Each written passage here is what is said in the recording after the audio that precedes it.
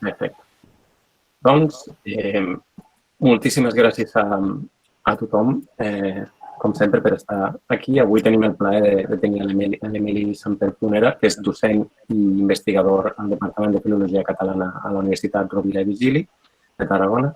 I la seva àrea de recerca principal és el folklore i la literatura popular, on ha liderat projectes com l'últim Literatura Popular Catalana, Géneros, Conceptos y Definiciones, que té dins del Ministeri de Ciència i Innovació de Madrid, i també l'Estudio Diacrónico de la Literatura Popular Catalana, Fondos Inéditos y Recursos en la Red, del Ministeri d'Economia i Competitivitat de Madrid.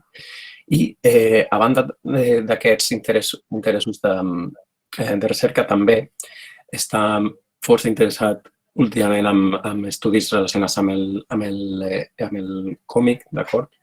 I avui el que ens parlarà serà dels recursos en línia de l'Arxiu de Folklore i el títol de la seva xerrada és precisament això, i la literatura popular a l'abast de tothom. I li deixo a ell la paraula. Moltíssimes gràcies per ser amb nosaltres avui. Molt bé, Pedro, moltes gràcies a tu i a tots vosaltres per organitzar aquestes xerrades en línia que realment estan molt bé i per poder explicar-nos una miqueta els que treballem amb aquestes qüestions, doncs està una miqueta el cas del que fem els altres i també sobretot per fer xarxa i fer contacte entre tots. Molt bé, doncs jo us parlaré avui dels recursos en línia que oferim des de l'Arxiu de Folklore. Bàsicament és el nom que denominem les bases de dades. L'Arxiu de Folklore és una unitat de recerca del Departament de Filologia Catalana, des de Rovira i Virgili, que té ja la seva trajectòria. Es va crear de manera oficial l'any 1994, és a dir, l'any passat vam fer 25 anys, i és una unitat de recerca que té diferents potes, que com veurem també això té la seva implicació a les bases de dades. És una unitat que funciona com a arxiu, és a dir, té una part d'arxivística, té com a una unitat on hi ha un fons que es pot consultar. Hi ha la part de la docència, que està relacionada amb el fet que a Tarragona, a la URB, des del curs 79-80, amb els estudis de Filologia Catalana es van incloure dintre del pla d'estudis els estudis de la literatura popular i d'etnopoètica. Cosa va suposar que hi hagués també formació pels alumnes en aquest sentit, amb aquesta matèria d'estudi. I la tercera branca, la tercera pota, és la recerca, que com veurem també és molt important en aquest sentit amb aquestes bases de dades. L'arxiu el van crear Carme Oriol i Josep Maria Pujol i les bases de dades neixen de fet del seu interès per l'estudi de literatura popular i també per el seu interès en com se pot articular i com se pot estructurar i organitzar per estudiar-la, però també per difondre-la. Aquesta imatge té uns quants anys, ja em perdonarà la Carme, però l'he posat precisament perquè és la que vam utilitzar en el seu moment a una versió primerenca, unes primeres versions que vam fer d'una base de dades que us parlaré avui, que és el RONCAT, i està fet en un espai que és l'antiga Imperial Tarraco, o l'Imperial Tarraco on abans hi havia l'antiga Facultat de Lletres, que és, diríem, on va arrencar l'Arxiu de Folklore i també on van arrencar aquestes bases de dades.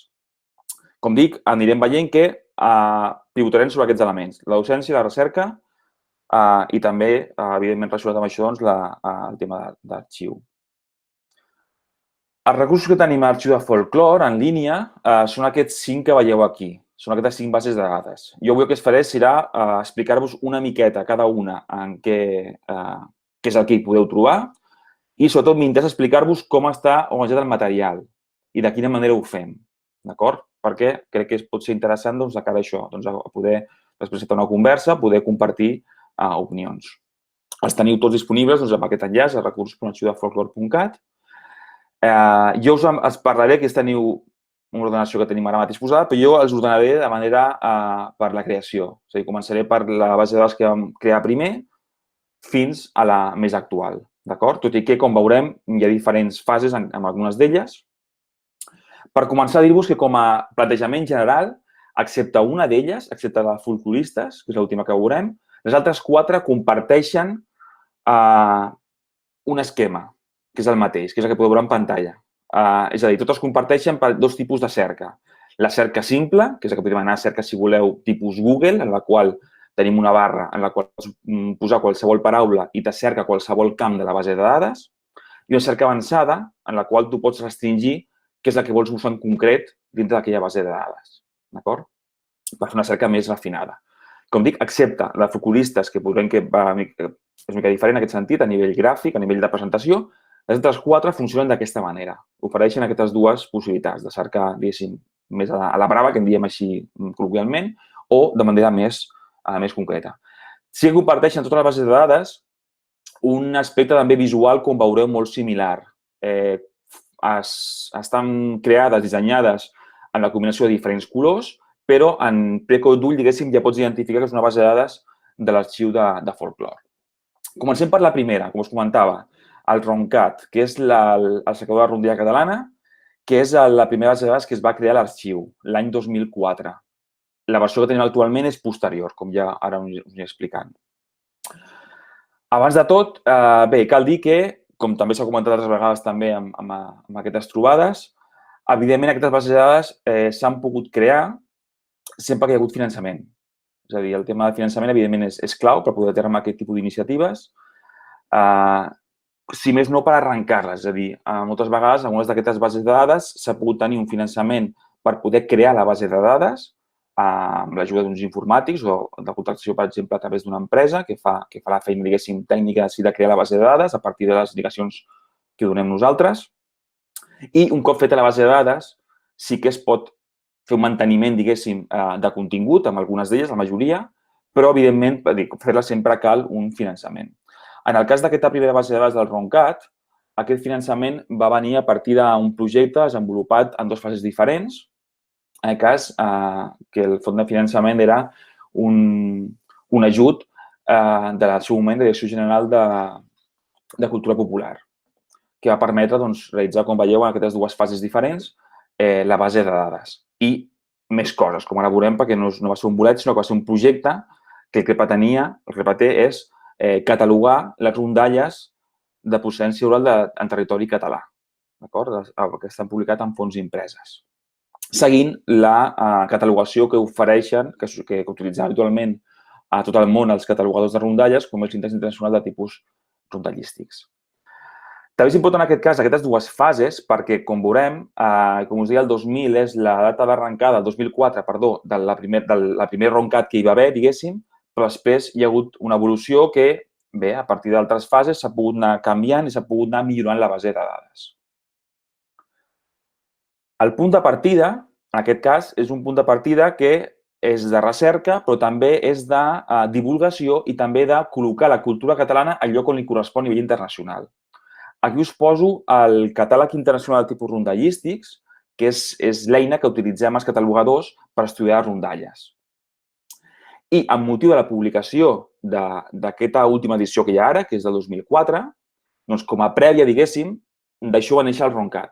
Per què? Doncs perquè el que es pretenia i es va aconseguir és que dintre d'aquest catàleg internacional, on apareixen classificades per tipus rondallístics, que és l'agrupació que utilitza per estudiar rondalles, apareix el corpus de diferents catàlegs d'arreu del món en diferents llengües. Doncs per tal de poder incloure la llengua catalana que estigui representada en aquest corpus, això, diguéssim, que va originar el RONCAT, que té la base de dades i també veurem que va donar lloc també a diferents publicacions.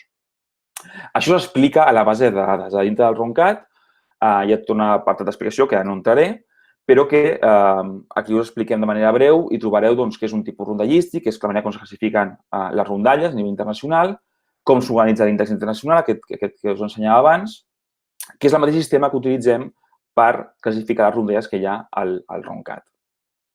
Com deia, el RONCAT va néixer d'aquesta necessitat o d'aquesta idea de posar dintre d'aquest catàleg internacional la cultura catalana, perquè el RONCAT hi ha recollides les rondalles de tot el territori de parla catalana. És a dir, no només Principat, sinó Catalunya, les Illes, el Carxe, l'Alguer, Fange-Baragó, etc. Doncs bé, per poder-ho fer, es van publicar aquests 2 reculls, aquests 2 catàlegs.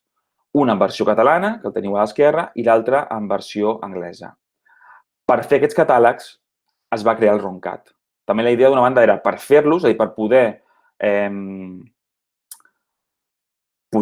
introduir la informació i poder-la classificar adequadament i també per poder després posar a l'abast de tothom, com està actualment, la base de dades en obert per tots. En el cas de l'índex en català, l'índex tipològic, es va publicar en primer lloc i després, el 2003, i després a posteriori va sortir el 2008 la versió en anglès, que no és només una traducció del català, sinó que és una versió més ampliada, un corpus més extens, i també en correcció, evidentment, d'errors que hi puguin haver. L'origen del RONCAT, d'aquesta base de dades, es troba en la fitxa que tenim en pantalla. És a dir, el que es va fer és que el Moriol i Josep Maria Pujol van dissenyar una fitxa que a partir de la qual es va fer el buidat de rondallaris publicats en llengua catalana. Per fer-ho, es va utilitzar una base de dades en FileMaker. FileMaker és un programari que és de pagament, no és lliure en aquest cas, i que en aquell moment es va triar aquest programari en concret perquè permetia, en aquest cas, per exemple, una de les avantatges que permetia era que es podia utilitzar tant en sistema Mac com també en sistema Windows. I en aquell moment és una cosa que s'ha de tenir en compte en el cas de la universitat per poder treballar d'aquesta manera sense cap problema amb els dos sistemes. Penseu que parlem de fa uns quants anys. Ara, actualment, molts programes, la majoria tenen versions dels sistemes operatius, doncs també si voleu Linux, i no hi ha cap problema de compatibilitat, però en aquell moment sí que era realment un problema, perquè no eren ben bé compatibles molts programes entre els sistemes de Mac i de Windows. Doncs bé, es va dissenyar aquesta fitxa per realitzar el buidat, que és el que conté el RONCAT, que és el buidat d'aquesta informació sobre rondalles. A partir d'aquest FileMaker es va fer la importació a una base de dades en línia i aquí us poso una captura que puc rescatar de la versió que vam fer el 2004, la primera versió. A aquesta primera versió ja podeu veure com oferíem també l'opció d'entrar amb 4 llengües diferents, perquè precisament també el que es pretenia i el que s'ha pretès també en altres bases de dades de l'Arxiu de Folklore és també internacionalitzar també la cultura catalana, com dic, donar-la a conèixer a tot arreu. En aquest cas, el RONCAT, i això encara és així actualment, es pot consultar en català, en castellà, en anglès i en francès. Cosa que facilita que, per exemple, un investigador de qualsevol altre lloc del món que no conegui català pugui, per exemple, estudiar i comparar una rondalla del seu corpus amb una rondalla catalana a partir de la informació que pot trobar al RONCAT. La versió actual és aquesta que us poso ara en pantalla, com us dic, important això, que es poden entrar qualsevol d'aquestes 4 llengües. I com us deia, doncs aquesta seria la pàgina d'entrada en la qual podem fer una cerca directament a la barra aquesta inicial. Què hi trobarem al RONCAT? Bé, al RONCAT és important dir que no hi trobarem rondalles, és a dir, no hi trobarem els textos de les rondalles. És una cosa que fa ja temps que pensem o que des de sobretot el Carme Oriol i també Josep Maria Pujol al seu moment pensaven que hi podíem fer, però, com us podeu imaginar, el fet d'incloure textos aquí dintre, això ja entra en una altra fase, que és la fase també de mirar drets d'autor, etc. Per tant, de moment és una cosa que no es descarta que en un futur es pugui fer, però de moment no hi és. Què hi ha? Hi ha informació bibliogràfica. És a dir, el que apareix és una fitxa, tenim un pantall, l'exemple que he posat, és en Pere Patufet, una rondalla recollida per Maspons i Labrós i publicada amb ella al Rondallaire. Apareix la informació bibliogràfica sobre aquesta rondalla, la primera edició del 1864 o la més recent, per exemple, del 2014, amb l'edició més moderna de Cossetània. Apareix la informació bibliogràfica sobre aquesta rondalla i apareix catalogada, és a dir, apareix catalogada, classificada segons els criteris utilitzats internacionalment per estudiar rondalles. En aquest cas, correspon a aquesta rondalla al tipus 700, que és el Patufet. Si una persona vol estudiar rondalles d'arreu del món sobre el Patufet, ha de buscar el tipus 700 dintre del catàleg internacional. I en el cas del RONCAT, doncs, si busques el tipus 700, trobaràs tot de versions del Patufet, Trompetet, a ses illes, etc., a diferents territoris de parla catalana. Un altre aspecte que ofereix també el RONCAT, i que això en el seu moment també va ser molt novedós, de fet, no està enlloc més, és això que teniu en pantalla. És a dir, fer la cerca dels tipus. Us ensenyava abans que les rondalles les cataloguem a partir de l'índex internacional, que està en paper. Són 3 volums en llibre, d'acord? no hi ha cap base de dades ni cap recurs en línia que permeti fer cerques de rondalles. En canvi, el RONCAT sí que ho permet. Evidentment, d'aquells tipus rondallístics que tenen versions catalanes. Llavors, per exemple, aquí, això, a partir de la pantalla de l'ajuda del tipus, podeu buscar o bé una paraula del títol, una paraula del resum, i us ofereix la cerca uns resultats concrets, com és en aquest cas, i clicant el botó més del costat del tipus rondallístic teniu el resum. De manera que vosaltres podeu anar resseguint i buscant quina rondalla vosaltres heu trobat i buscar a veure quin tipus pertany a aquella rondalla. Per exemple, si busquem llop, apareixen un munt de resultats en la paraula llop, que és també molt típic de les rondalles d'animals, i, per exemple, clicant a la primera, el número 1, trobaríem aquí el resum, i a partir d'aquí, podem, si volem, tornar, per exemple, al RONCAT i buscar directament a la cerca avançada al tipus rondallístic 1 per trobar les rondalles catalogades sobre el tipus 1, la guineu i el llop fan el mort. Repeteixo que això és important perquè aquesta eina, evidentment, aniria molt bé per als catòlegs d'arreu del món si el catàleg internacional estigués muntat com una base de dades, no és així. Per tant, és una cosa que s'ofereix des del RONCAT i va ser en el seu moment també, i encara ho és avui dia, molt novedós. Anem a la segona base de dades. La segona base de dades és el Bibliofolk, és de l'any 2009 i, com veurem, segueix un esquema semblant. En aquest cas, també s'ofereix informació bibliogràfica, però no és només de rondalles, només de rondallaris. En aquest cas, és informació bibliogràfica sobre publicacions que contenen informació sobre literatura popular i folklore. Aquí es van buidar revistes, per exemple, butlletins excursionistes i revistes de diferents èpoques i també llibres impresos. Això es va dur a terme, en aquest cas, també perquè hi havia un finançament darrere. I es va dur a terme en diferents fases. En aquest cas, darrere es va fer hi van haver 3 projectes de recerca dirigits per Carme Oriol i amb investigadors de diferents universitats, de Rovira i Virgili de Tarragona, però també de Barcelona, de l'Alguer, de les Illes Balears o d'Alacant, per exemple. I a partir d'aquests 3 projectes es va poder fer aquesta base de dades. Aquesta base de dades, que com dic es va crear el 2009, va servir tant per poder oferir a tothom els resultats de la recerca, com també perquè els mateixos investigadors poguessin treballar de manera col·laborativa, cadascú del seu ordinador i des d'un punt en connexió a internet.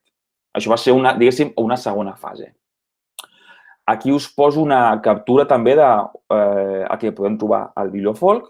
Per exemple, podem trobar una fitxa en la qual ens apareix informació sobre un article que va publicar Cesc Gomis, un folclorista de Cesc Gomis, al butlletí de l'Associació de Traduccions Catalana. I ens apareix classificat a quina publicació apareix això, quin contingut té aquest article en concret, apareixen 3 edicions explicatives, 2 rondalles, una tradició, etc. I, evidentment, les referències bibliogràfiques corresponents d'aquesta entrada. Igual que el RONCAT, en aquest cas, aquí tampoc no tenim el text en si. Per això, per exemple, sempre m'agrada, quan explico aquestes coses, sempre m'agrada comentar que, per exemple, que el Bibliofolk seria una mena si voleu, de pàgines grogues de literatura popular. És a dir, tu aquí pots buscar, què sé jo, què va publicar Cesc Gomis, per exemple, durant aquests anys, o Maspons i Labrós, o buscar llegendes sobre el Pont del Diable, per dir alguna cosa. Tires la informació i a partir d'aquí pots tu anar a buscar la font original, d'acord? Penseu que, per exemple, en aquest cas concret, el butlletí d'Excursions Catalana ara mateix està digitalitzat i el teniu al repositori de l'Autònoma i es pot consultar directament en PDF els diferents volums. Quan vam fer aquest projecte, quan vam fer el Bibliofolk amb aquestes fases, inicialment això no era així. Per tant, vam haver d'agafar els investigadors i anar a les biblioteques corresponents a buidar en paper aquestes publicacions. Cosa que avui, moltes d'elles, com sabeu ja des de fa uns quants anys també, ha hagut un impuls també, que evidentment és fantàstic per tots, que s'han digitalitzat moltes publicacions i podem trobar en línia moltes d'aquestes revistes o diaris.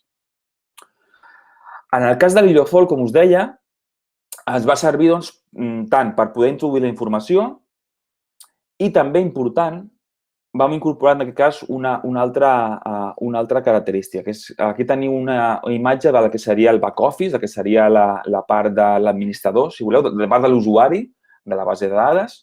I, si us fixeu, permet, a part d'introduir les fitxes, perquè en aquest cas, com veurem, també hi havia en una primera fase del projecte on també vam utilitzar el FailMaker, com veiem abans amb el Roncat. Després vam poder veure aquestes fitxes de FailMaker, se van poder incloure a la base de dades i després els investigadors podien, per tant, cadascú amb el seu usuari, entrar directament la informació en aquesta base de dades. Bé, doncs, aquí es va incorporar una cosa que és, com podeu veure aquí a la dreta, que la base de dades actual permet extreure la informació de la base de dades en dos formats diferents, o bé en CSV o bé en TXT. Són formats que habitualment a la gent de lletres no ens agraden gaire, la veritat. El CSV és, com sabeu, és tipus com una fulla d'Excel, però són els formats que permet la base de dades que es puguin exportar. Això per què ho vam fer o per què ho fem? Doncs, per exemple, per si vols fer una consulta i vols escopir una sèrie de resultats i després poder treballar-los, doncs ho vam fer per això. I també perquè, en el cas també del projecte, dels projectes, com veieu que eren 3, te va sortir com a resultat que això derivava de la base de dades la versió impresa d'una part concreta d'aquesta base de dades, que seria la part del repertori que fa referència al cicle romàntic. Que teniu la coberta, es va publicar això en format digital. És un llibre electrònic que podeu descarregar-vos de publicacions de la URB, és gratuït, i us poso a continuació que costa tenir una captura d'unes pàgines, una mostra, que el que fa simplement és, vam ordenar els camps de la base de dades. D'acord? Tot i que, com us ensenyava abans, la base de dades permetia extreure les dades de la base de dades en CSV o en TXT, per fer aquest llibre ho vam fer encara en una fase primerenca del projecte i, per tant, ho vam fer també a partir de la base de dades FailMaker. D'acord? O sigui, vam introduir la base de dades FailMaker, que l'investigador tenia la seva base de dades, les vam entrar totes juntes en un sol fitxer i a partir d'aquí vam crear, vam poder extreure les dades per publicar el llibre. A partir d'aquest fitxer únic el vam incorporar a la base de dades i a partir d'aquest moment sí que vam poder, ja cada investigador, anar introduint informació a la base de dades de manera independent cadascú d'ells. La següent base de dades és l'arxiu Folk, creat el 2010. De fet, és, com veieu, la tercera del que us parlo a nivell cronològic, però de fet seria la primera que es va fer, que es va crear a l'arxiu. Per què? Perquè aquesta base de dades el que recull són documents de diversos gèneres etnopoètics, que procedeixen bàsicament dels treballs que els alumnes han anat fent al llarg dels anys. I recordeu que us parlava de les potes de la docència i de la recerca i també de com a arxiu. Doncs aquí aquest arxiu està format per documents recollits pels alumnes.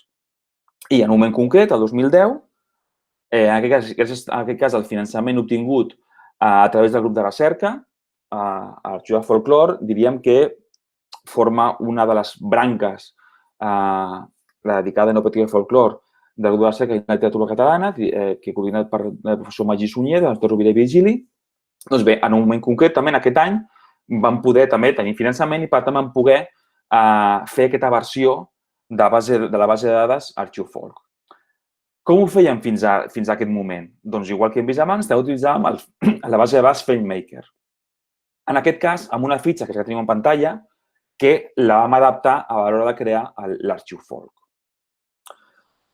Aquesta fitxa és la que omplien els alumnes, però per fer-ho havien d'anar, per exemple, jo mateix, quan estudiava, havies d'apuntar-te a anar a l'aula d'informàtica per a la universitat, en un dia concret, i anar a picar amb aquests ordinadors que tenien la llicència de FailMaker, picar les diferents fitxes per després presentar-les com a treball de curs.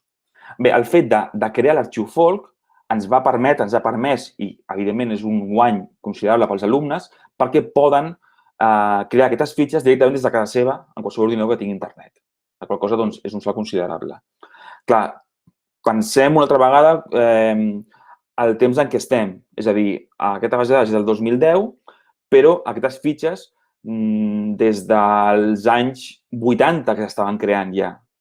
La qual cosa, doncs, evidentment, les fitxes s'han mantingut, però va haver aquest salt considerable per treballar d'aquesta manera. Una diferència de l'arxiu Folk respecte a altres bases de dades és que és l'única de les 5 que hi ha a l'arxiu que està restringida, en el sentit que el contingut no és públic de manera directa, sinó que cal demanar permís, cal demanar un accés per accedir-hi. S'ha de crear un perfil d'usuari, consultor, per poder consultar les dades. Això, el motiu pel qual fem això és perquè bé, com us dic, aquesta base de dades conté informació, conté treballs dels alumnes, en el qual també pot haver informació personal o pot haver, per exemple, també documents, com són arxius de so, de vídeo o d'altre tipus, i, per tant, volem tenir més controlat l'accés a aquesta base de dades. Per això no l'oferim directament, com la resta de bases de dades, que són totes públiques en un primer lloc. Però, simplement, el que heu de fer és, com bé s'indica a la pàgina web, enviar un correu a l'arxiu de Folklore amb les dades que us demanen sobre per quin motiu voleu construir la base de dades i se us permetrà l'accés amb un usuari per poder obtenir, per exemple, resultats com el que tenim en pantalla, que és un exemple, en aquest cas, aquí tenim una endevinalla. D'acord? L'arxiu Folk, a diferència també de les altres bases de dades que hem vist, té una part molt interessant. Aquesta seria l'àrea d'administració. Aquesta és el back-office, un altre cop. En aquest cas, com veieu, també molt semblant al de BiblioFolk, que és el que volen els alumnes. Cada alumne li fem un perfil d'usuari perquè pugui entrar i pugui introduir les fitxes.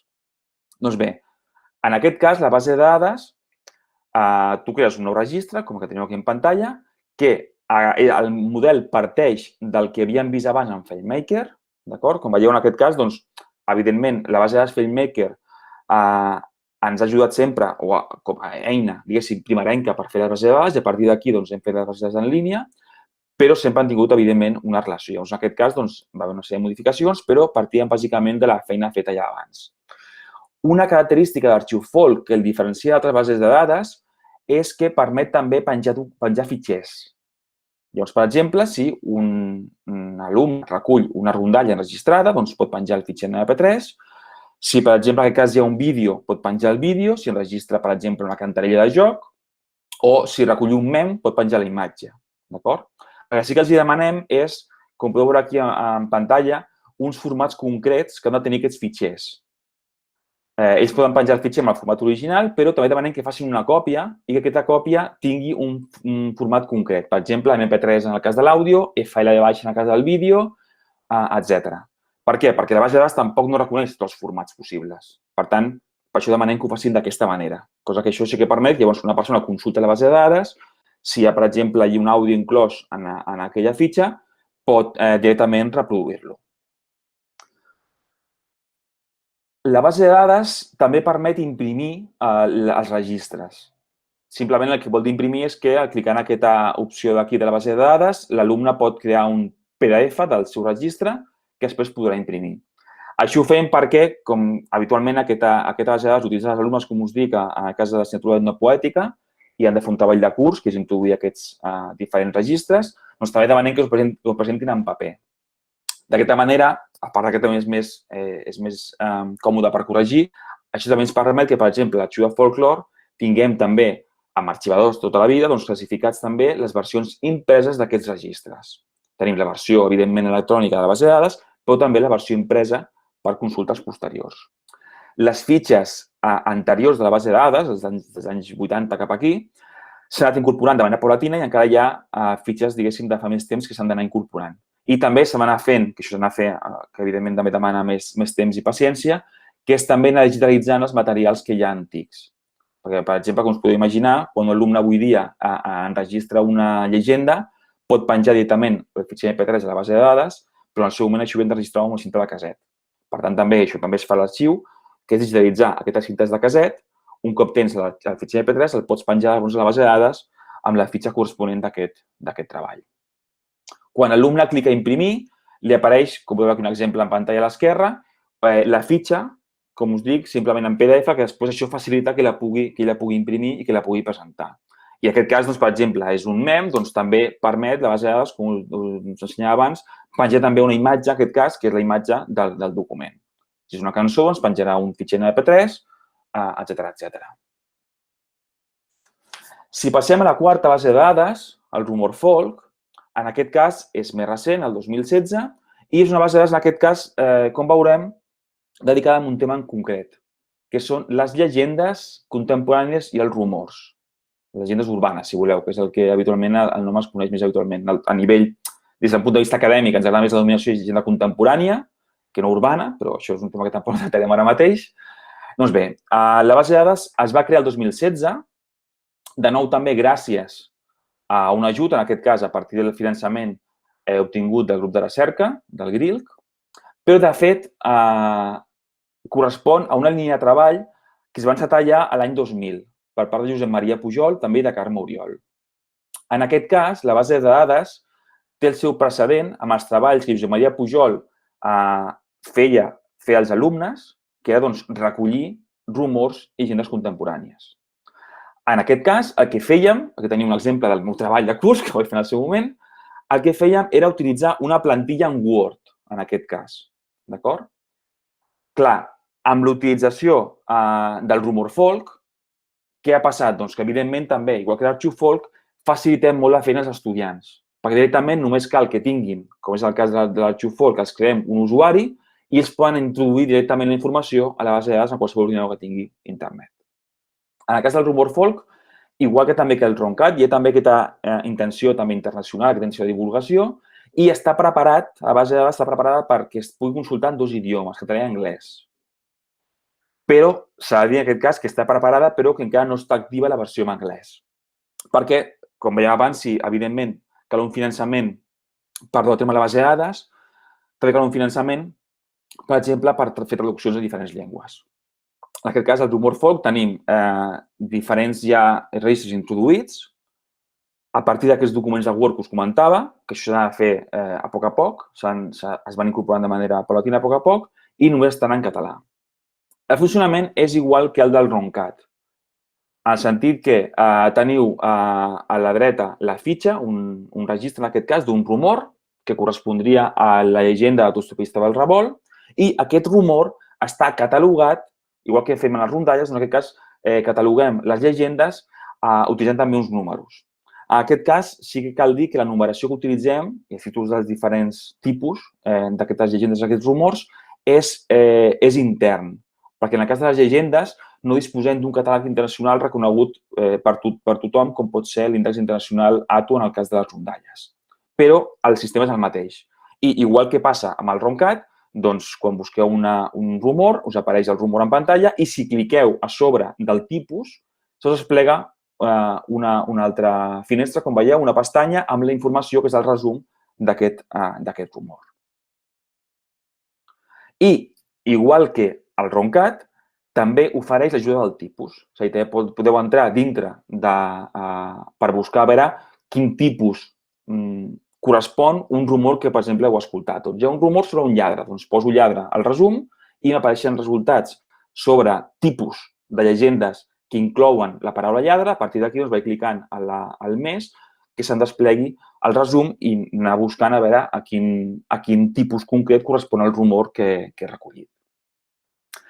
Per últim, l'última base de dades que tenim a l'arxiu de folklore és la de folcloristes, que és la més recent, també del 2019. I en aquest cas, com veurem, també és interessant perquè és una miqueta diferent de la resta i també per un aspecte que comentaré al final sobre el seu funcionament. Un cop més, folcloristes neix també a partir que hi ha un finançament per poder dur a terme. En aquest cas, està vinculada a un altre projecte de recerca, també dirigit per Carme Oriol, que vam desenvolupar durant el 2016 i el 2018, que va donar origen a diferents resultats i entre ells també aquesta base de dades. Folcloristes és una enciclopèdia sobre folcloristes. D'acord? És a dir, és informació bibliogràfica i biogràfica sobre autors que han treballat el folklore d'una manera o altra. El seu inici també, igual que passava en el cas dels rumors, del rumor folk, també utilitzàvem un model de fitxa que era una fitxa en Word, com podeu veure en pantalla, distribuïda en diferents apartats, doncs ho fem d'aquesta manera.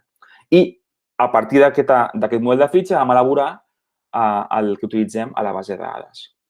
Com us deia a l'inici, en aquest cas, a diferència de les altres, no tenim un cercador tipus Google, no tenim una barra, sinó que el que s'ofereix és això, podeu veure les lletres de l'abecedari perquè clicant a sobre de cadascuna de les lletres se desplegui, en aquest cas, el folclorista inclòs dintre d'aquesta base de dades.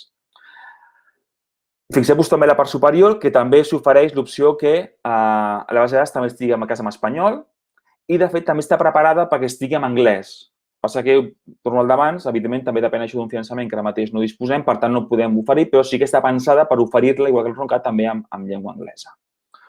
Quan busques un folclorista, trobes, per exemple, la fitxa, com podia ser aquesta que van fer de Josep Maria Pujol, una fotografia de folclorista, i com dic, és una fitxa bastant breu, com podeu veure.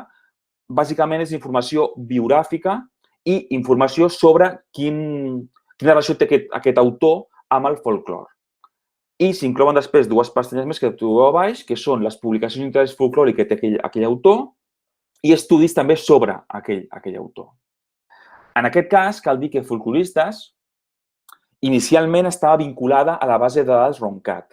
És a dir, en una fase anterior del Roncat, Folcloristes era una pestanya més del Roncat.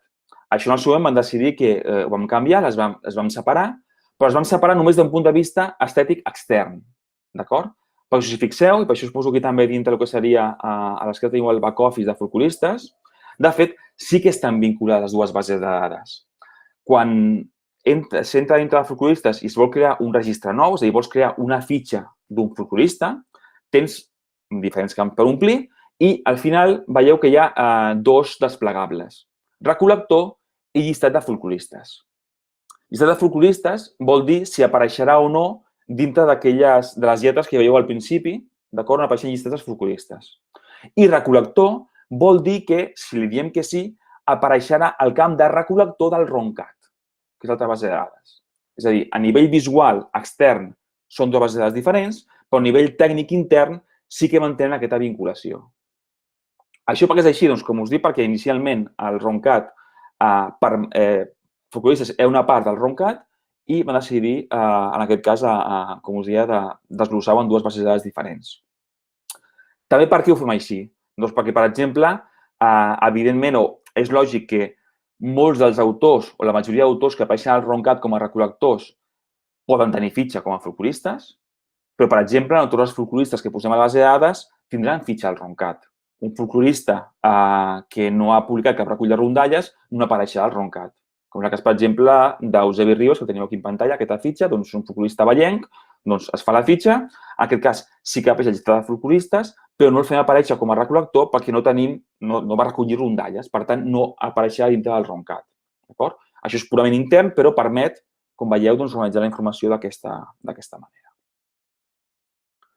Bé, doncs, fins aquí la meva intervenció. Com heu vist, les bases de dades tenen una sèrie de funcionalitats comunes a totes elles, tenen la seva independència unes de les altres, que també estan algunes relacionades, i, tornant al que deia a l'inici, parteixen de la idea d'aquesta conjunció dels elements que us comentava. L'arxiu de folklore com a arxiu, com a unitat que pot recollir materials, en la qual s'emmagatzemen, per exemple, els treballs dels alumnes que fan durant el curs a l'Institut d'Etno Poètica. També per impulsar la recerca, per fer recerca, com heu vist, totes aquestes bases de dades o bé deriven de projectes de recerca del Ministeri finançats o bé de diners també que ha rebut el grup de recerca GRILC, en aquest cas, i també relacionats amb la docència, perquè o bé, com en el cas de l'Arxiu Folk i de Rumor Folk, directament s'alimenten de treballs dels alumnes, en aquest cas, que fan treballs de curs, i també faciliten al mateix temps que els alumnes puguin utilitzar aquestes bases de dades. I, evidentment, també retroalimenten el contingut a partir de la recerca que es va fent en aquests diferents camps. La idea una mica és, i això sí que tenien al cap des de bon començament, tant el Carme Molló com Josep Maria Pujol, com us dic, que són els creadors de l'arxiu, era doncs utilitzar aquest tipus d'eines, que potser avui dia sí hi ha més, però penseu que les primeres que van fer eren dels anys 2000, no era tan habitual, utilitzar aquestes eines en el camp de les humanitats. En aquest cas, per exemple, a nosaltres ens ha anat i ens va molt bé en aquest cas utilitzar-les, tant per organitzar la informació a nivell de la recerca, com també, sobretot, també per donar-les a conèixer i poder-les difondre. Fins aquí la meva intervenció i ara, si us sembla, si teniu algun comentari o algun dubte o voleu fer alguna aportació, estaré encantat de poder parlar amb vosaltres. Moltes gràcies, Emili, per la teva intervenció, per haver-te cenyit també tan rigorosament el temps i per haver-ho fet tan clar, tan endreçat, tan amè. La veritat és que ha estat un gust escoltar-te i bé, jo, en representació de l'associació, agrair-te la teva participació i obrir ara doncs, el torn a qui sigui dels presents que vulguin fer alguna observació, pregunta, comentari. Crec que tenim encara un bon quart d'hora, una mica més, si voleu, per debatre una mica o per fer les preguntes que considereu oportunes a l'Emili. Així que endavant. Crec que, com que són poquets, només cal que obriu el micro i engegueu.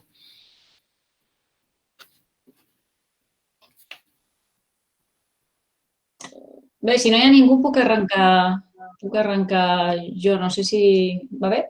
Endavant, i tant, i tant. Sí, i tant. Primer de tot, superclar, moltes gràcies. I la veritat és que si tot això està ordenat i tenim un cercador, clar, les possibilitats són immenses. I la meva curiositat és totalment des de fora de l'àrea. Vull dir, ara ve quan diré una animalada. No. Podria jo trobar tot el que hi ha relacionat amb un poble concret? És a dir, sé que per una rondalla hi ha les rondalles catalanes, les rondalles mallorquines, les eivissenques i al final, vull dir, pots anar cercant per regions grans. Però quan ens referim a una regió petitona, és a dir, és que ara estava mirant que hi ha tota una sèrie de pobles a la zona de Tarragona, que és el primer treball que surt en el darrer enllaç que has posat, que és el del patrimoni oral de Tarragona, que d'aquí ha sortit 39 pobles de la zona.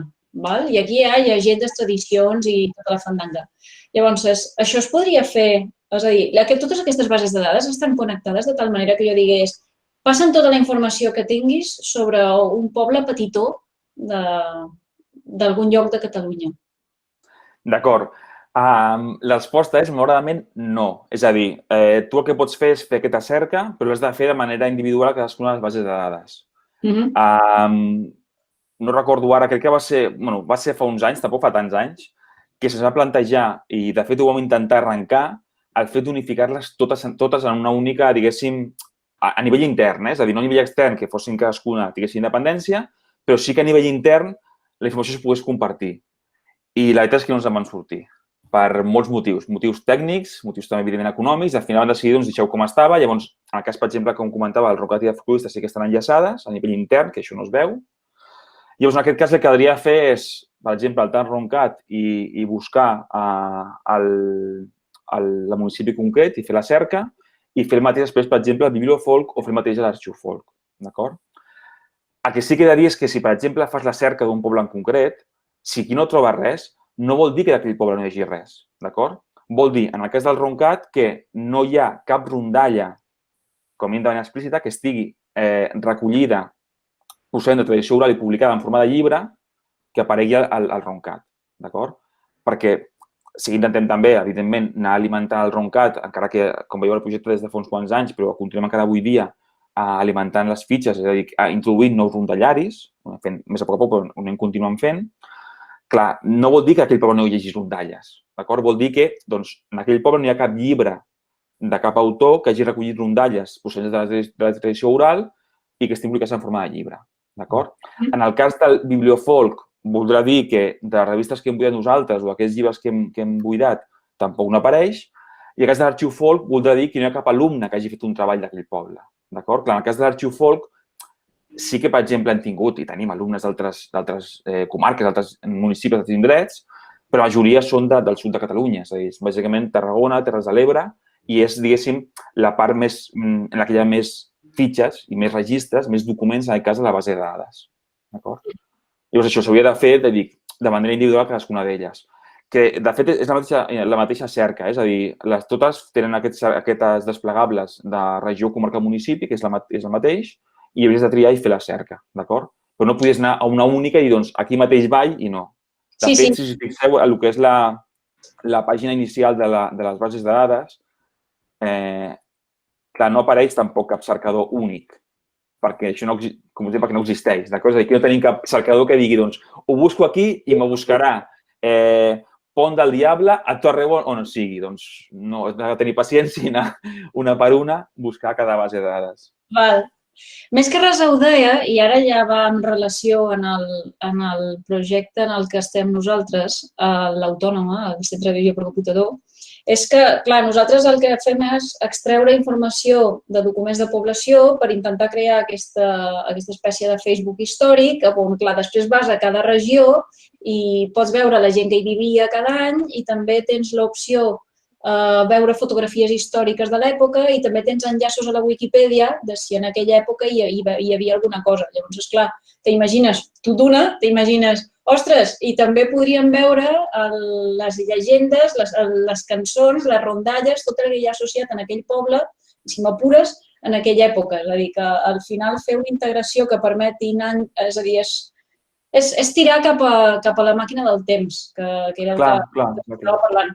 Llavors, entenc que tot això és molt bonic de dir, però a l'hora de fer, Déu-n'hi-do. Llavors, esclar, més que res volia saber si com a mínim hi havia una integració de totes les que són vostres, perquè ara estem parlant de grups diferents, precisament alguna forma per intentar connectar. Perquè idees de fer això en un futur... Dependrà, en primer lloc, tornem-hi al tema del finançament, d'acord? Ja dic, no, és que és així. I en el seu... Perquè, a veure, jo no sóc informàtic. Nosaltres, evident, no som informàtics. Per tant, nosaltres el que fem és, o s'ha fet des d'arxiu, la Carme Josep Maria, doncs, dissenyar la fitxa, dissenyar la base de dades i introduir la informació, però, per exemple, jo sí que ho faig, però, puc entrar a una base de dades concreta a tocar un codi concret d'una pàgina HTML, d'acord? Però no puc entrar a manipular segons quin tipus de qüestions dintre de la base de dades. Llavors, en aquest sentit, clar, sobre això, d'aquestes bases de dades cap a fora, en principi no ho fem. És a dir, no acostumem a posar enllaços de la base de dades cap a que donin resultats d'un altre lloc de fora. Bàsicament no ho hem fet fins ara perquè també és també demana moltíssima feina d'actualització. És a dir, hi ha el perill sempre, com bé sabeu, que si tu agafes a la teva pàgina o a qualsevol lloc i poses un enllaç que no depèn de tu, a cap dels anys pot morir aquest enllaç i si no ho veus, doncs clar, queda desfasat i no serveix per res. Per tant, és un problema. I de fora cap a l'arxiu, el problema, en aquest cas, és tècnic. És a dir, són bases de dades que, per exemple, tu fas una cerca ara i trobes el registre d'una rondalla, aquell registre no té un enllaç únic que tu puguis agafar, sinó que t'ha sortit perquè tu has fet una cerca prèvia.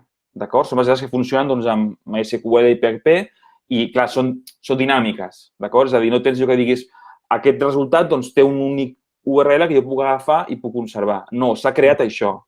Per tant, si, per exemple, que això hi ha gent que ho fa, que tal fitxa o què passa amb aquesta fitxa? I m'envia l'enllaç. Clar, m'envia l'enllaç que jo clico i em fa estar fent una cerca. O sigui, no sé quina fitxa fa referència. D'acord? Per tant, és un tema, en aquest cas, purament tècnic que és que funciona així. Al seu moment ho van fer així i de moment està mantenint així. Sí, de fet... Evidentment, l'ideal seria això. Evidentment que poguéssim, clar, estar com més connectats millor. Clar, és feina, però, Vull dir, nosaltres vàrem voler connectar la xarxa amb la Wikipedia i vàrem contactar amb algú de l'Amical Wikimedia, precisament que ens ajudés a fer la connexió i, òbviament, cada vegada que visites una pàgina es fa una cerca online perquè saps que els enllaços canvien. Llavors, es fas 3-4 cerques i llavors, esclar, el que tens és que automàticament s'ha buscat la informació que hi ha en aquests moments a la Wikipedia. Ara hi ha més articles, ara menys, ara aquesta pàgina ha aparegut o desaparegut. Perquè és que estic totalment d'acord, l'enllaç està molt... No, en aquest cas, per exemple, clar, sí que està bé, però que la Wikipedia és un entorn més o menys estable, en el sentit de dir, no, més o menys, vull dir, o sigui, no és una pàgina que té una persona que després pot morir o que tal enllaç pot desaparèixer. I llavors, home, sí que us he de dir que això ja, això és una mica spoiler, però bé, estem treballant actualment, el projecte que estem fent de la cerca actualment, que estem duent a terme també, que també dirigeix Carme Oriol, un també dels resultats que volem obtenir, que estem treballant, però que també és més complicat i també amb el tema de la pandèmia, és precisament també una base de dades, en aquest cas terminològica, d'acord, sobre diferents termes relacionats amb el folclore. I la idea en aquest cas sí que seria, si és possible, per exemple, o bé enllaçar l'entrada, m'ho invento, l'entrada de rondalla, doncs que pugui estar enllaçada amb la definició de rondalla del DIEC o de la Viquipèdia o el que sigui. Llavors ja mirarem si això es pot dur a terme d'aquesta manera o directament sistema tradicional, que és agafar la informació que pagui el DIEC i copiar i enganxar, en aquest cas, com a complement d'aquesta entrada. D'acord? Però sí que la idea, evidentment, seria anar, clar, aquesta integració, que seria genial. Passa que és un problema, sí. Entesos. Gràcies.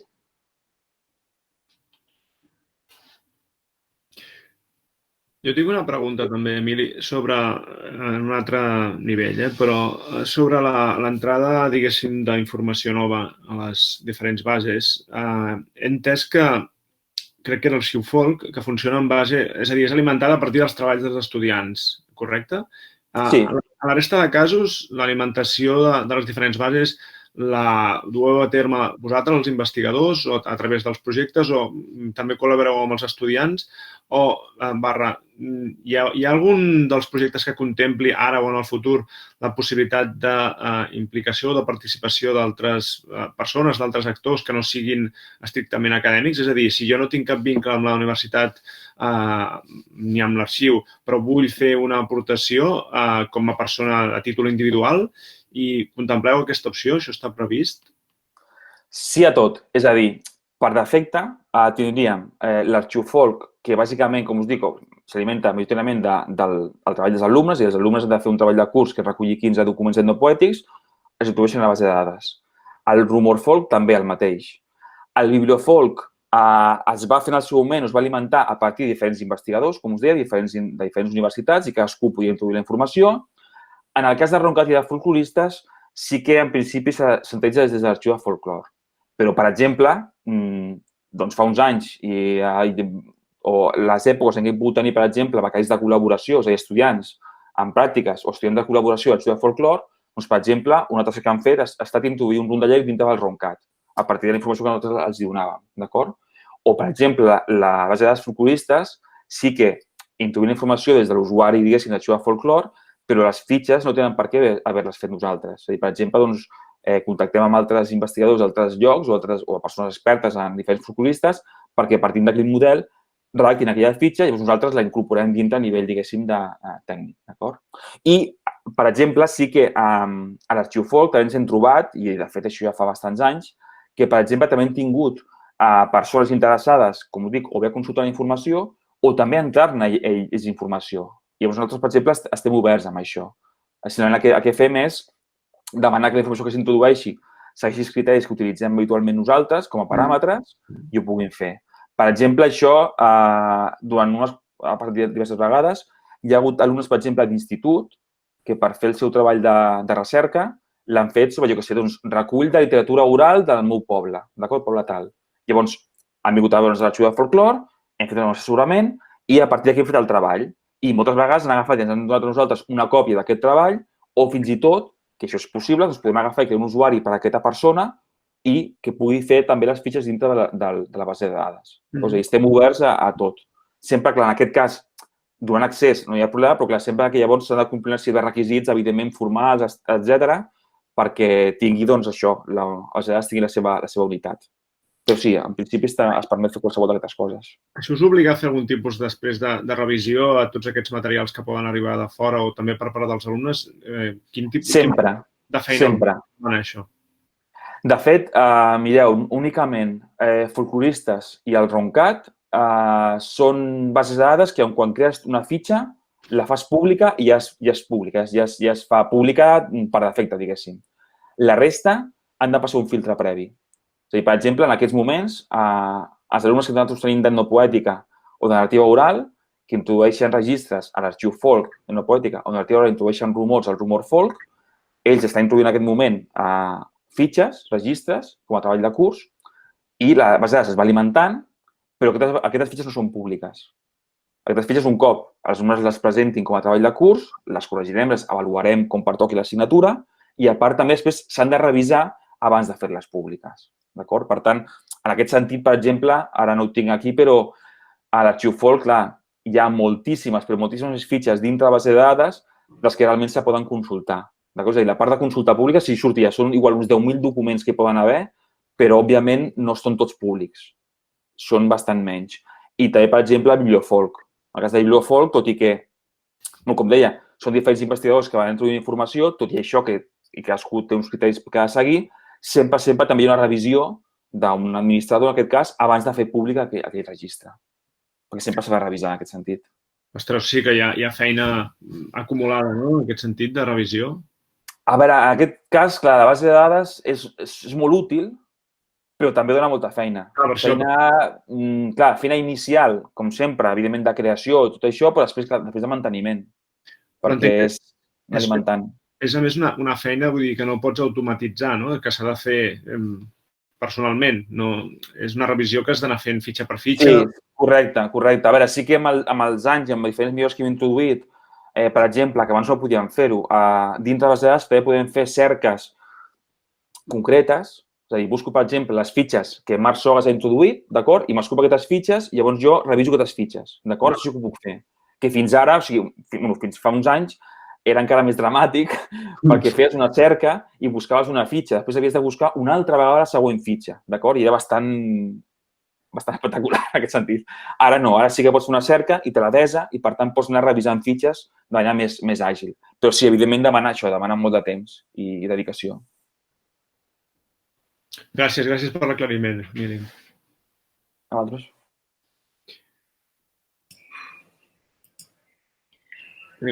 Teniu alguna més? Hola, bona nit. Jo tinc un dubte. En aquestes bases de dades que teniu, com pots estar al dia d'allò que aneu incorporant, és a dir, de les novetats? Bona pregunta, bona pregunta. A veure, a l'arxiu tenim un web, un espai web on compartim habitualment notícies de les coses que fem. Però habitualment són notícies sobre, per exemple, la xerrada d'avui, sobre publicacions, etc. L'única manera, en aquest cas, de fet sí que n'hi ha una, és en el cas de Roncat i Bibliofolk, totes dues, tenen una de les opcions del menú que hi ha que te diu què és la que hi ha dintre. D'acord? Llavors, en el cas del Roncat, tu pots entrar dintre i mirar la llista de rondallaris que s'han buidat i que estan al Roncat. I, per exemple, m'ho invento. Imagineu-se que, jo què sé, ara aquest 2020 es publica un recull de rondalles jo què sé, de Pineda, d'acord? Doncs encara no hi serà i tu això pots saber si entres al Roncat i vas a buscar a la informació la llista de rondallaris inclosos dintre del Roncat. Per tant, si aquell rondallari no apareix, vol dir que encara no l'hem buidat i encara no hi és, d'acord? I en el cas de Bibliofolk hi ha la llista, en el cas de revistes que s'han buidat i s'han introduït. Però sí que és cert que s'ha de fer d'aquesta manera i amb aquestes dues bases de dades, d'acord? La resta no hi ha manera tampoc de saber-ho. Clar, també són altres tipus de dades diferents. Aquestes dues, bàsicament, per això, perquè, de fet, són bases de dades que depenen o veuen de documentació impresa. D'acord? Les altres no, per tant, no es poden controlar d'aquesta manera. Però sí que estaria bé poder controlar-ho més en aquest sentit i, a veure, sí que ho anem fent, però, de fet, no de manera exhaustiva en aquest sentit. Perquè, per exemple, a vegades sí que, què sé jo, quan hem introduït algun rondallari nou dintre del Roncat, doncs a través de les xarxes socials de l'arxiu ens podem anunciar i s'han incorporat a l'arxiu aquests dos rondallaris, d'acord? Però la veritat és que és una bona idea i no ho fem de manera sistemàtica i ho podríem fer en aquest sentit, sí. D'acord, gràcies.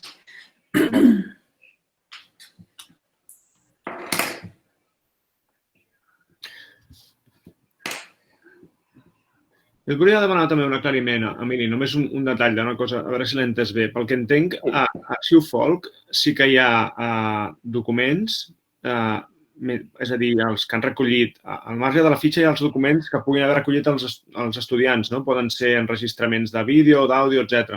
Però totes les altres bases són bases biobibliogràfiques. En canvi, Arxiu Folk, a més, té contingut propi, per dir-ho així. És correcte, això? Exacte. És a dir, l'arxiu Folk és l'única que et permet, doncs, això, si, per exemple, un estudiant recull un grafit, doncs hi ha la fitxa sobre aquell grafit i també la fotografia, o un registrament o el que sigui. Les altres no.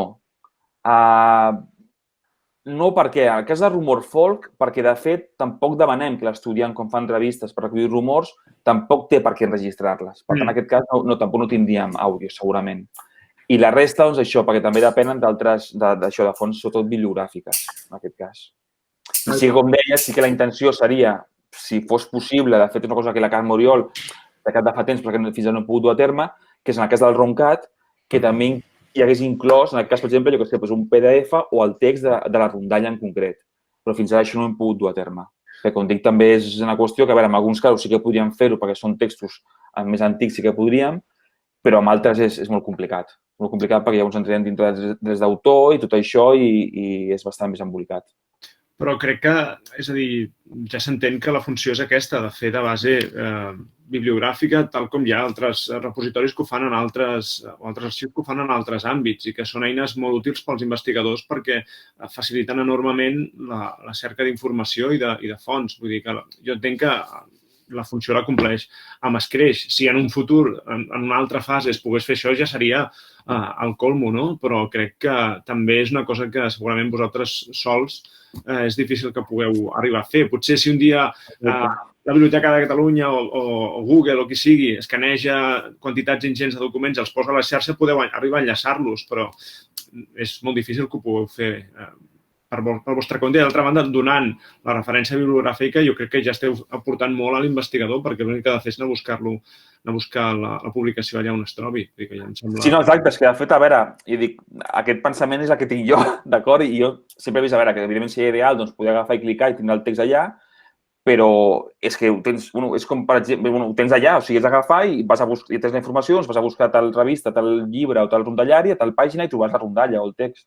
Clar. I per això, com us deia, en el cas de Bibliofolk, clar, tot evoluciona. Llavors, ja us dic, el Bibliofolk, al moment que vam introduir les primeres fitxes o que vam començar a fer buidats, era, doncs, a veure, com hem fet tots, era agafar l'ordinador portàtil, anar-te'n a l'arxiu històric o on sigui i buidar aquella revista en paper. Clar, moltes d'aquestes revistes avui dia estan totes a internet. Per tant, per exemple, la investigació d'avui dia és, doncs, jo vull buscar, jo què sé, articles de Maspons i Labrós sobre folklore, els busco a Bibliofolk i quan tinc la referència me'n vaig a buscar-los, que solament aquesta revista està digitalitzada i estarà penjada i per tant ja la puc trobar a 2 clics. No donem el clic nosaltres directament, però bé, pots fer una petita cerca i segur que ho trobes en aquest sentit. Llavors sí, totalment d'acord, Marc. O sigui, és aquesta idea d'agafar com aquest sentit donar aquesta eina a l'investigador i a partir d'aquí, doncs, a veure, has de fer tu la següent part, que és buscar on pots trobar aquella revista o aquell llibre. Molt bé.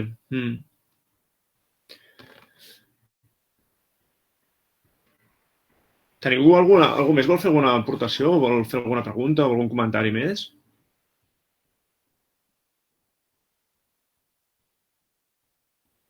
Doncs jo faré, per acabar, simplement faré 2 preguntes perquè puguis acabar també d'explicar-nos un parell de detalls més.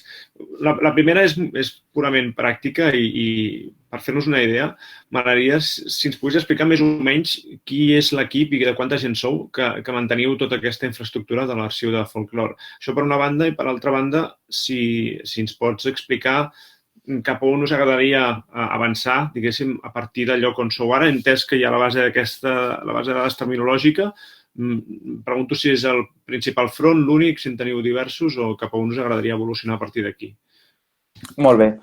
A veure, com a equip en si, clar, l'arxiu de folklore, diguéssim, que és l'etiqueta que hi posem, no? Aquesta línia de recerca que fem a la URB sobre literatura popular i sobre etnopoètica. Llavors, ara mateix, l'equip està format per Carme Oriol, que és la directora de l'Arxiu de Folklore, i hi ha una tècnica de suport de recerca vinculada a l'arxiu, que és la Sílvia Beà, que era la feina que jo feia fins fa un temps, d'acord? He estat molts anys de tècnica de recerca, i jo, que soc professor del departament i també estic vinculat aquí. També tenim a Mònica Sales i a Laura Villalba, que són de professors socials del departament, que també estan vinculades, però sí que el nucli ara mateix de treball seria format per aquestes 3 persones, la Carme, la Sílvia i jo. Abans d'això, doncs, érem la Carme i jo, o encara abans, com us deia al principi, doncs, el Josep Maria Pujol, la Carme Oriol i jo mateix. Sempre també, com deia, i això, per exemple, a la pàgina de l'arxiu sí que es pot veure, amb sempre la col·laboració sempre puntual de diferents col·laboradors i col·laboradores. Per exemple, sempre hem intentat, doncs, això, tant becaris, per exemple, predoctorals que han pogut passar per l'arxiu també a fer també alguna estada de recerca o a col·laborar amb alguns dels projectes, o estudiants també que han fet pràctiques durant la carrera i que han pogut, doncs, això, per exemple, introduir fitxes a l'arxiu folk, corregir el RONCAT, etcètera. D'acord? I a nivell tècnic, diguéssim, pel que fa a informàtica... Clar, a nivell tècnic, és clar, depenem dels altres. És a dir, les primeres versions, la primera versió que es va fer del RONCAT la van fer a partir d'unes beques, d'acord? Que hi havia una beca, diguéssim, que era per una persona que havia d'introduir la informació, que podia ajudar amb això, en el cas de folcloristes, i el Roncat es va crear a partir d'una beca amb informàtics, a partir d'un conveni amb els serveis de recursos educatius, de la Rovira i Vigili, d'acord? A partir que van tenir més finançament, van poder agafar i contractar una empresa, però tot el que sigui qüestions tècniques depenent de l'empresa. És nosaltres, és a dir, fem l'encàrrec amb una empresa, que és qui ens fa la base de dades a partir de les nostres indicacions, i a partir d'aquí llavors nosaltres introduïm la informació, d'acord? I el manteniment el fem nosaltres. El manteniment per de l'empresa és molt puntual, doncs, bàsicament, si hi ha algun problema d'accés o algun problema amb alguna característica de la base de dades. Però sempre que, per exemple, volem fer algun canvi substancial, recordem altra vegada sempre, ens cal finançament per poder dur a terme aquest canvi, d'acord? Perquè el manteniment és simplement un manteniment de servidors i de domini d'arxiu i ja està, d'acord? Llavors és això, o sigui, com us dic, a nivell tècnic nosaltres estem molt limitats perquè tampoc no som informàtics en aquest sentit. Per tant, estem també lligats de mans i peus. Jo, per exemple, puc fer canvis puntuals amb alguna d'aquestes bases de dades, de la part textual simplement, però no puc canviar, per exemple, què sé jo, doncs un valor d'un desplegable o introduir un nou camp, d'acord? Això no és possible fer-ho. Si volem fer això, hem d'anar a parlar amb l'empresa que ens manté les bases de dades. Em sembla que és una situació que compartim els que tenim bases de dades en actiu en línia. No sé si, per exemple, el Sadurní com s'ho fa, però nosaltres a NISE, a l'UDG, tenim aquesta mateixa situació i d'altres bases que conec d'aquest tipus bibliogràfiques, sobretot en línia, tenen aquesta mateixa limitació que fa de mal resoldre si no és que tens un pressupost que sempre dura el temps que dura, no? O un suport a la universitat que ja és una cosa molt conjuntural i que depèn molt de cada centre. Però, en fi, és un dels limitants que suposo que compartim. Sadurní, no sé si vols dir alguna cosa. Sí, està claríssim.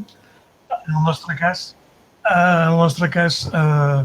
és una mica diferent perquè és un grup coordinat que hi ha 6 projectes que tots, diguem-ne, bevem d'una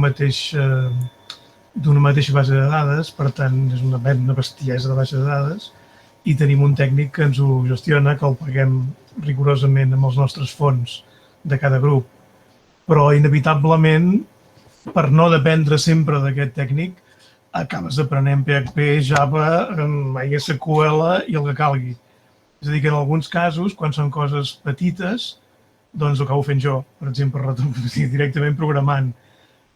No sempre, però bueno, inevitablement el roce crea el carinyo, i acabes fent informàtic, encara que no vulguis, perquè si no depens de l'altre i ho vols resoldre en aquell moment i no pots, i bueno, allò que passa, oi? Sí, no, en aquest sentit... A vegades fas algun desastre, però ell ho arregla molt de carinyo. Clar. Però vaja, és un problema general, aquest. I en el nostre cas tenim sort, perquè a més l'informàtic és un filòleg, per tant és més fàcil parlar-hi que no amb un informàtic punt, no? És més senzillet. Però vaja, el problema el tenim. Sí que en el nostre cas... Ens hauríem de fer reciclatges tots en programació. Sí, una mica sí. No, per exemple... Hauríem de fer que incloguessin assignatures més avançades també pels estudiants de lletres, com a mínim que fossin optatives, no? Per formar-se en aquests llenguatges que després hem d'acabar utilitzant quan fem recerca o quan fem projectes d'aquest tipus. I seria interessant també que els graus, els màsters o totes dues coses incloguessin aquest tipus d'oferta per a estudiants de lletres o d'humanitats. Vaja. Perdona, Emili. Sí, passa que això és complicat. En el nostre cas, com us comento, jo, per exemple, puc comentava abans també per la Cristina, doncs puc agafar i quan incorporem un nou rondellari, doncs entro, puc agafar i manipulo l'HTML o el que sigui de la pàgina web del Roncat i puc afegir aquell rondellari. Però, com us dic, no puc entrar dintre de manipular la base de dades. En aquest sentit, nosaltres sí que sempre s'ha prioritzat, en aquest cas, que és quan hi ha hagut finançament en la creació de la base de dades. D'acord? És a dir, per exemple, el cas del Rumor Folk, que és una de les últimes que hem fet, clar, la vam poder fer perquè hi havia uns diners. Però en aquest cas hi havia uns diners per crear la base de dades. Però, per exemple, en aquest cas no vam poder, al contrari que vam fer, per exemple, al Bibliofolk o a l'Arxiu Folk, no vam poder fer importació de les dades dels treballs que estaven ja fets. En aquest cas no va ser possible, d'acord? Tècnicament i també per qüestió monetària.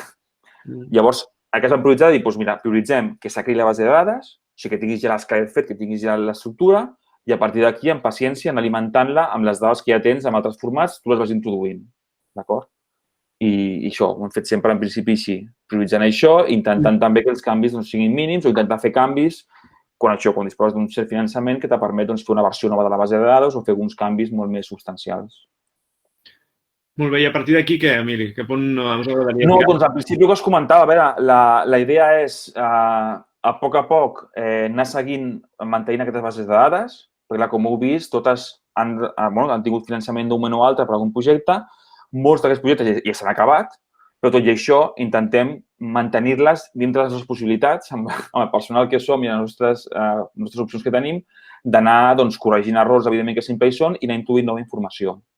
I en aquest moment us comentava, el projecte que tenim actualment, una de les coses que volem fer és això, crear una altra eina, que serà això, una mena de diccionari terminològic, que també estarà en la línia una miqueta d'aquestes bases de dades, d'acord? Però està en una fase ara bastant molt primerenca. Perquè també s'ha fet, evidentment, tot el tema de la pandèmia, ja estem una mica endarrerits en aquest sentit, però sí que ho dic també perquè veiem també que nosaltres també fa temps que treballem aquestes coses i seguim creient també, encara que tinguem aquestes dificultats, però creiem que són eines que són en aquest sentit molt útils i que poden ser molt útils per fer la recerca, per agafar i com a mínim tenir l'estructura feta i a partir d'aquí, amb més o menys recursos, amb més o menys gent, anar introduint la informació i a partir d'aquí també anar fent difusió i anar fent recerca. Molt bé. Doncs, escolta, bé, em sembla que parlo en nom de tots si dic que ha sigut una presentació molt agradable d'escoltar perquè ha sigut molt endreçada. Estem aquí aplaudint en silenci. Gràcies. Però, sobretot, jo destacaria el fet que heu fet una recerca de molts anys, sostinguda al llarg de molt de temps i que l'heu sabut anar articulant d'una forma diguéssim, coherent, enraonada i, sobretot, intel·ligible, no? En molt poca estona ens has explicat una feina de molts anys que està molt ben organitzada i que es visualitza molt bé i jo crec que s'entén molt bé i que té molt de sentit que les bases estiguin separades, encara que estaria bé que estiguessin connectades, però conceptualment és molt clar com està organitzada la informació i crec que en aquest sentit és un cas molt exemplar i molt, no sé, jo l'admiro molt i penso que els que hem vist la presentació suposo que compartirem una mica aquest sentiment. Res, doncs, per part nostra, simplement agrair-te un cop més que hagis accedit a fer aquesta comunicació i donar-te les gràcies. I res, per ara no us emplaço a la propera trobada perquè de moment amb aquesta donem per acabades les trobades de l'associació d'aquest 2020. Però seguirem, estem treballant ja en els actes i coses que organitzarem l'any que ve, així que ja us n'anirem informant i res, per part meva ho deixo